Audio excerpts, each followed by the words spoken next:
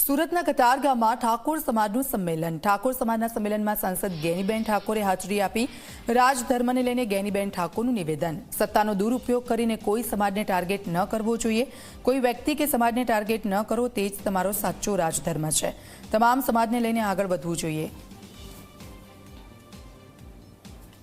રોજ અમારા બનાસકાંઠાના સાંસદ બેન ગેનીબેન અને બનાસની બેન કહેવાય એવા અમારા સુરત ખાતે આજે પધાર્યા હતા અને અહીંયા સાથે સાથે કોંગ્રેસના બનાસકાંઠાના જિલ્લા પ્રમુખ ગુલાબસિંહ રાજપૂત પણ અહીંયા પધાર્યા હતા અને અમે સુરત ઠાકોર સમાજ અને ઠાકોર સેનાની ટીમ અને ઠાકોર સેનાના પ્રમુખ બધા સાથે મળીને અને બે મહાનુભાવોનું અમે સ્વાગત કર્યું, સન્માન કર્યું।